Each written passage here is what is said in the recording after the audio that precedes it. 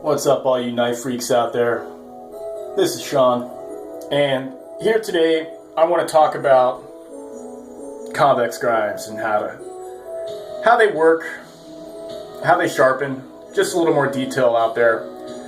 I get messaged every once in a while, and seems to be a ton of confusion out there about how to sharpen these guys. For instance, I had a gentleman ask me, hey, dude, aren't you ruining the convex geometry on that knife right there by sharpening it on a stone?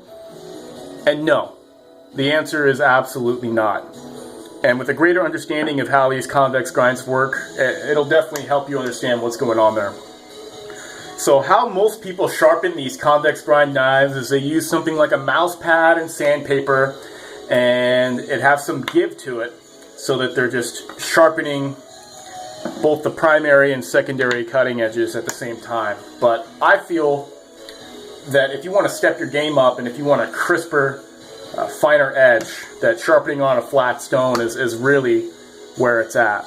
So let's break this down real quick. We have a Feltneven A1 with the convex grind. Then we have a cold steel SRK that has just a normal primary cutting edge and then secondary flat saber in here. And this is basically what they look like. Forgive my drawings. I didn't go to art school, alright dudes. But here we have it. Here's the primary cutting edge right here.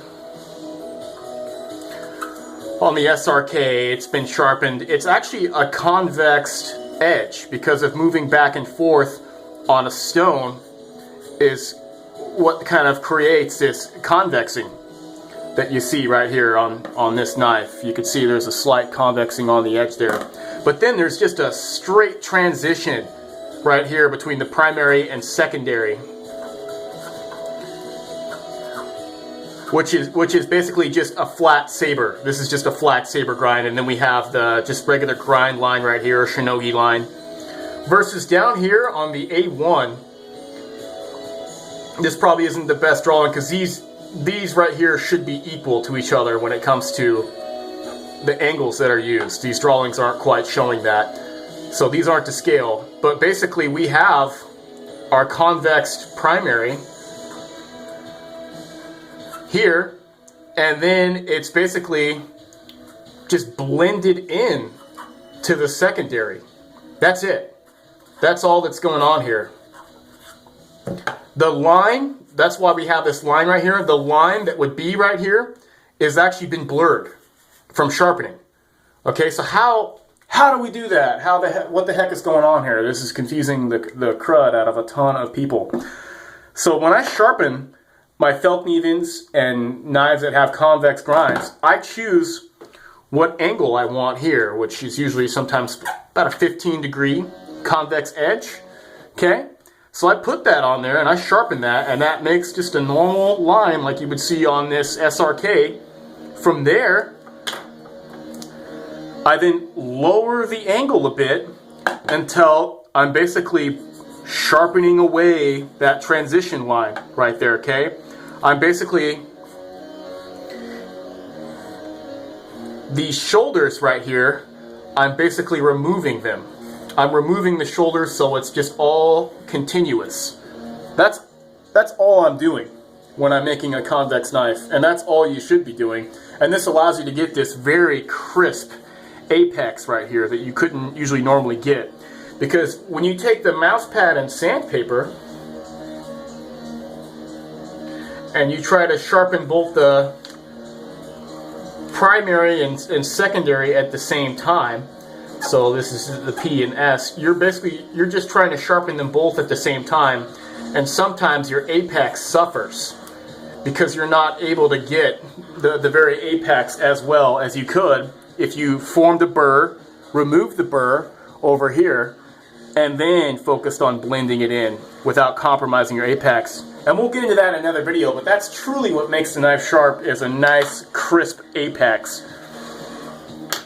So if I basically wanted to turn this SRK into a convex knife like my Feltneven A1, all I would basically have to do is sharpen away this transition between the secondary and the primary, remove all this basically ugly black coating, Teflon or whatever it is, Cerakote I believe it is, by just simply blurring the line. And blending it in, and so that this is all just continuous into the secondary. And so in a nutshell, that's how it works, guys.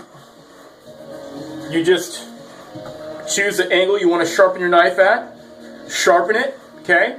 And then that line, you simply blur that line by lowering the angle and seeing where your scratches are and bring it up to a high mirror finish. And that's how that works.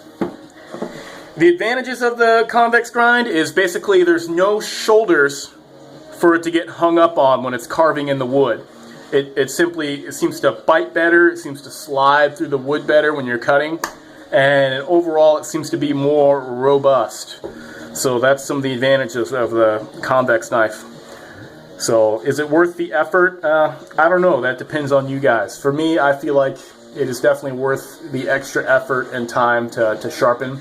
And once you've established that geometry, I'm not doing this every freaking time I want to sharpen the knife. I simply just can use strops, okay, or maybe light passes on a stone at the angle that the actual apex is at, and that'll maintain the knife just well.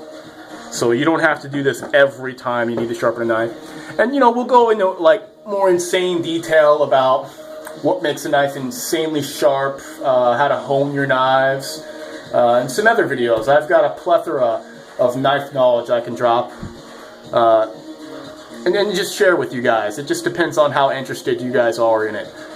Alright guys, so thank you for watching and take care.